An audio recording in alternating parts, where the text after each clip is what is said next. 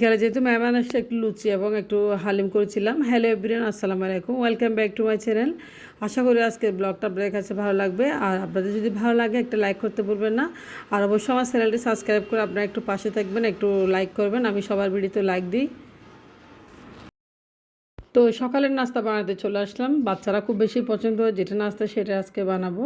যা হোক না কেন আমার বাচ্চারা ডিম টোস্ট বেশি পছন্দ করে। তো সকাল থেকে আসলে কাজ শুরু হয়ে যায়। আজকে ঘুম থেকে উঠেছি ঠিক মতো 8:30টার দিকে। আজকে শুক্রবার, হাজব্যান্ডও বাসা রয়েছে। তো সকালের নাস্তাটা করে আর বাচ্চাদেরকে আমি আজকে একটু পাকা আমের বানিয়েছিলাম, পাকা আমের আমসত্ত্ব। তো খুব পছন্দ করে। হ্যালো এভরিওয়ান, আসসালামু আলাইকুম, welcome back to my channel Shelly's dream blog. আর একটা ব্লগ নিয়ে চলে আসলাম। আজকের ব্লগ হচ্ছে সকালের নাস্তা। আর আমরা আজকে কোনো রান্নাই করবো না দুপুরের, যেহেতু রান্না করা রয়েছে রাতের। আর এদিকে নাস্তা বানাতে চলে আসলাম। পাউরুটি, সকালে ডিম টোস্ট আমার বাচ্চারা খুব বেশি পছন্দ করে। তো একদিন আগে রাতে নিয়ে চলে আসছি এই ডিম টোস্টটা আসলে বাচ্চাদের খাওয়ানোর জন্য, ওরা প্রায় সময় খায়। তো পাউরুটিটা আমি বের করে নিয়েছি। এই পাউরুটি দিয়ে টোস্টটা বানিয়ে দেবো ওদেরকে। আসলে আমার খুব পছন্দ না, আমি তেমন খেতেও চাই না, ভালো লাগে না। তো যা হোক না দেখেন, এদিকে একদম পাউরুটিগুলো আমি সাইজ করে স্যান্ডউইচ সাইজ করে কেটে নিয়েছি। আর এদিকে ডিমও ভেঙে নিচ্ছি। আমার ছেলে মেয়ে এই ডিম দিয়ে পাউরুটি টোস্ট খুব বেশি পছন্দ করে। আর বিশেষ করে আজকে যেহেতু শুক্রবার, আর তেলের জিনিস এত বেশি আসলে বাসায় বানাতে হচ্ছে, বাচ্চারা আসলে গ্যাস্ট্রিক হয়ে যাচ্ছে, বুঝতেছি না কী করব। অনেক টেনশনে আছি বাচ্চাদেরকে নিয়ে, যেহেতু তেলের জিনিস একটু বেশি। আর তেল ছাড়া কিছু বানানো যাচ্ছে না। দেখেন বাচ্চারা কী খাবে, ডিম টোস্ট করলো বা পাউরুটা দিল, মানে তেলে সব কিছু তেলে, তেল ছাড়া যেহেতু আমার বড়ো ছেলেরও গ্যাস্ট্রিক হয়ে গেছে হঠাৎ করে, আসলে অনেক টেনশনে আছে। আসলে কেউ একটু কমেন্টস করে জানাবেন যদি কোনো মানে আপনাদের মধ্যে কোনো ভালো কোনো পরামর্শ থাকে, একটু দিবেন। তো যা হোক না কেন দেখেন, এদিকে দুধ মিশিয়ে দিচ্ছে একটু ডিমের সাথে ঘন করে। আসলে এই টোস্টটা আমার ছেলে মেয়ে কেউ খুব পছন্দ করে, দুধের সাথে ডিম মিক্স করে দিলে। তো আমি লিকুইড দুধটা দিয়ে সবসময় একদম ঘন হয়ে যায়। এই দুধটা দিয়ে দেখেন খুব সুন্দর একটা ঘন হয়ে গেছে। তো এখন আমি ডিম টোস্টটা বানিয়ে নেব। আর পাউরুটিও কেটে নিয়েছি। ডিমটা একদম ঘন হয়েছে, দেখেন এইভাবে আপনারা বানাবেন, অনেক মজা। এই ডিম টোস্টটা খুবই অসাধারণ হয় একদম, একবার ট্রাই করে দেখবেন। তো চুলায় প্যান বসিয়ে দিয়েছি আর সামনে সামনে তেল দিয়ে টোস্টটা এখন আমি বানিয়ে নেব। আর বেশি তেল দিচ্ছি না, একদম হালকা একটু তেল দিচ্ছি, একদম অল্প আছে আমি ভেজে নেব। যেহেতু ডিম দিচ্ছি, আসলে না হলে পুড়ে যাবে একদম। ডিম না দিলে পাউরুটি ছাকা ছাকা হয়ে যাবে একদম, পুরা পুরাগুলো বাচ্চারা খেতে চাইবে না। যা হোক এখন বানানোর জন্য প্রস্তুতি নিচ্ছি। আর এই ডিম টোস্ট আমার ছেলে আমাকে 2 দিন ধরে বলতেছে আর পেঁয়াজ কাঁচামরিচ সব কিছু দেওয়ার জন্য। আমি শুধু মিষ্টি করে আজকে ডিম টোস্টটা করতেছি, জাল করে করতেছি। অনেক সময় ঝাল করে করি, অনেক মজা হয়। তো প্যানটা একদম গরম হয়ে গেছে। টোস্টটা দেখেন আমি দিয়ে দিচ্ছি এক এক করে, সব টোস্ট ভেজে নেব আমি খুব সুন্দর করে। দেখেন একটা কালার চলে আসছে টোস্টটা আসলে। তো প্যানটাও একদিন ইউজ করি না বলে আসলে প্যানটাও একটু লেগে যাচ্ছে। আর প্যান এরকম ইউজ না করে আসলে এরকমই হয়ে যায়। তো টোস্টটা দেখেন কত লোভনীয় হয়েছে। আমার ছেলে মেয়ে দুজনে টোস্টের জন্য আসলে অনেক পাগল, অনেক পছন্দ করে। তো পছন্দ হলে কী হবে, আসলে যেহেতু তেলে একটু ভাজতে হয় সমস্যা। তো দেখেন আমি খুব সুন্দর করে টোস্টটা ভেজে নিচ্ছি একদম। তো টোস্টগুলো আমি প্লেটে নিয়ে নিচ্ছি, খুব দারুণ হয়েছে একদম, অনেক মজা হবে। ডিম দুধ মিক্স করে আপনারা বাচ্চাদেরকে বানিয়ে দেবেন, অনেক হেলদি একটা নাস্তা এই সকালের জন্য। গুঁড়ো দুধ পাউডার দিলে আসলে আর ভালো লাগে না, এই জন্য আমি লিকুইড মিল্কটা দিই। গুঁড়ো দুধ পাউডার দিলে তেমন ছাড়া ছাড়া হয়ে যায়। তো সব কিছু সব আমি বানিয়েছি এভাবে একই নিয়মে একদম পাউরুটি টোস্টগুলো বানিয়ে নিচ্ছি। এই টোস্টটা আপনারা চাইলে পেঁয়াজ কাঁচামরিচে মিশাতে পারেন, অনেক মজা হয়, কিন্তু আমার সময় নেই আসলে, অনেক দেরি হয়ে গেছে। তো মাঝে মধ্যে ঝাল করে বানিয়ে দিই, মাঝে মধ্যে এভাবে বানিয়ে দিই। আসলে এই হচ্ছে কথা।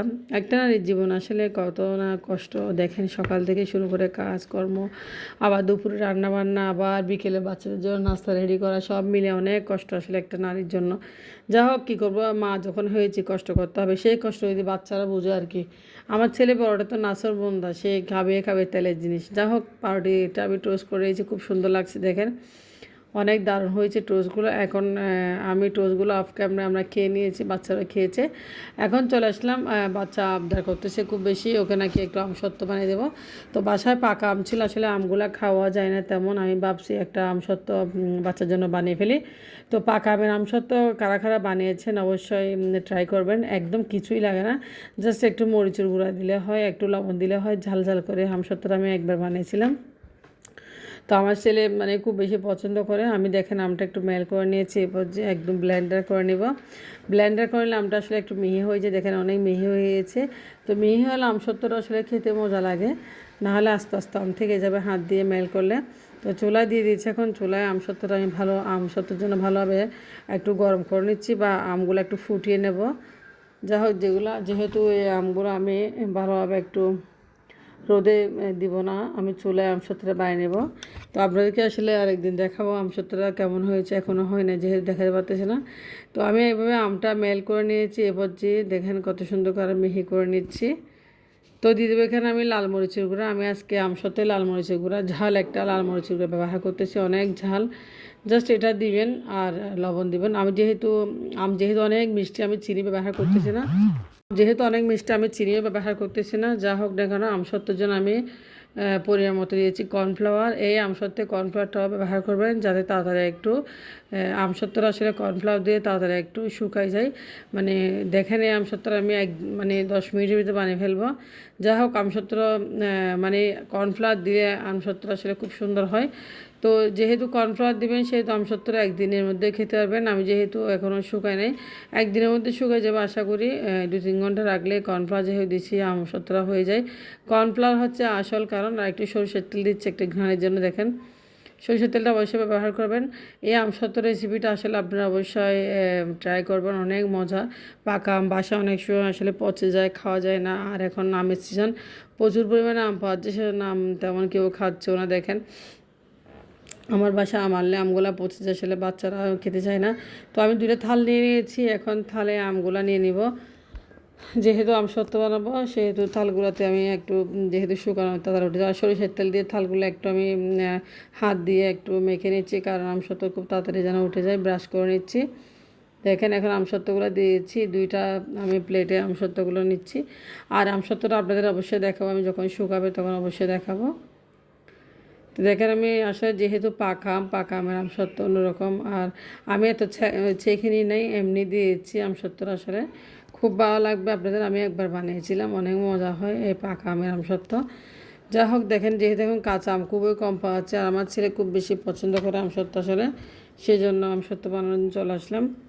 তো দেখেন আমসত্ত্বগুলো আমি একদম চারপাশে একদম করে দিয়েছি, ব্লেন্ড করে দিয়েছি, চারপাশে স্প্রেড করে দিয়েছি যাতে একদম শুকায় যায় তাদের করে। 2 প্লেটে 2টা দিয়ে দিয়েছি, দেখেন খুব সুন্দর করে। আর কেমন লেগেছে আপনারা কমেন্ট করবেন, আমসত্ত্বটা অবশ্যই জানাবেন। আমসত্ত্ব আপনাদের রেসিপিটা কেমন লেগেছে আপনারা অবশ্যই ট্রাই করবেন। পাকা আম সবার বাসায় থাকে, সবাই পাকা আম আসলে আনে আসলে বাজার থেকে, প্রায় অনেক সময় পাকা আম ফেলে দেন আপনারা পচে গেলে। তো এবার আমসত্ত্ব বানিয়ে নেবেন খুব সুন্দর করে। দেখেন আমি 2টা প্লেটে বানিয়ে নিয়েছি। দেখেন আমসত্ত্ব হয়ে গেছে খুব সুন্দর। আমি এখন একটু করে টেবিলে রাখবো, এগুলো কখন শুকায় 2-3 ঘন্টার মধ্যে শুকিয়ে যাবে আলহামদুলিল্লাহ। যেহেতু কর্নফ্লাওয়ার দিয়েছি, কর্নফ্লাওয়ার দিলে খুব তাড়াতাড়ি হয়ে যায়। তো বিকেল হয়ে গেছে, বিকেলবেলা আসলে আমি একটু গোসল করে ফ্রেশ হয়ে শুইলাম, এমন সময় একটা মেহমান চলে আসছে। তো মেহমানের জন্য কী রান্না করব, এদিকে হালিমটা একটু ভিজা দিয়ে নিয়েছি। তো মুরগির মাংস বের করে নিয়েছি খুব তাড়াহুড়ো করে। আসলে মেহমান যে আপুটা আসছে ওনাকে ক্যামেরাতে আনতে পারতেছি না, কারণ উনি খুব লজ্জা পায়। আর তাছাড়া আপুটা আসলে আমার বাসায় তেমন আসে না, কেমন করে অনেক দিন পরে চলে আসলো সেজন্য। তো আমি একটু তাড়াতাড়ি করে পেঁয়াজ রসুন আদা বাটা সব কিছু ফ্রিজে করা ছিল, এই মুহূর্তে আমি হালিমটা রান্না করে ফেলতেছি চটকাট করে। তো যেহেতু উনি হঠাৎ করে আসছে কী বা রান্না করব, আর হালিম এমনিতেই পছন্দ করে না কোনোরা, একটু ঝাল ঝাল কম দিয়ে, উনি ঝাল মাখি পছন্দ করে না, আর বিকেলবেলা এমনিতেই সবাই ঝাল পছন্দ করে। তো ওইদিকে হালিমটা রান্না করে নিচ্ছি। দেখে মাংসটা কষানো হয়ে গেছে, মাংসটা প্রায় হয়ে গেছে। আর আমি আজকে এখানে রাঁধুনি হালিমটা নিয়েছি, প্যাকেটটার মধ্যে দেখাচ্ছি, এটা হচ্ছে রাঁধুনি হালিম।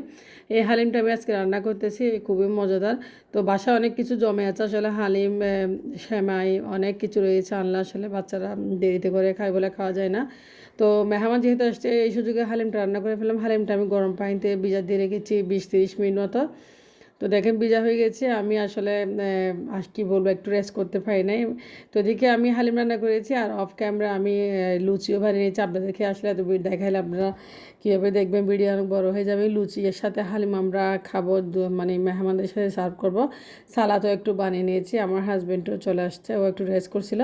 এটা গতকালের ভিডিও, শুক্রবার যেহেতু গতকাল ছিল। তো বিকেলের নাস্তা, আর মেহমান রাতে ছিল, রাতে মেহমানদেরকে আমি আপ্যায়ন করেছিলাম বিরিয়ানি রান্না করে, সালাদ আর ডিম রান্না করেছিলাম, শর্টকাট একদম মুরগির বিরিয়ানি। তো বিরিয়ানিটা কেমন হয়েছে সবাই একটু জানাবেন, অনেক মজা হয়েছে আসলে। তো অফ ক্যামেরা অনেক কিছু করে ফেলছি, আপনাদেরকে শেয়ার করতে পারি নাই, শুধু রান্নাটা দেখাচ্ছি। তো বিরিয়ানি আসলে অনেক ভালো লাগে, মাঝে মধ্যে ডিমের ঝুল করেছি আর দিকে সালাদ কেটে নিয়েছি। আসলে বিরিয়ানিটা খুব মানে তাড়াতাড়ি কিছু রান্না করলে খুবই মজা হয়, আর অনেক যত্ন করে রান্না করলে এগুলো তেমন আসলে ভালো লাগে না। তো আজকে বিরিয়ানিটা মজা হয়েছে। তো আপনারা ভালো থাকবেন, আজকে বিরিয়ানি পর্যন্ত, আল্লাহ হাফেজ।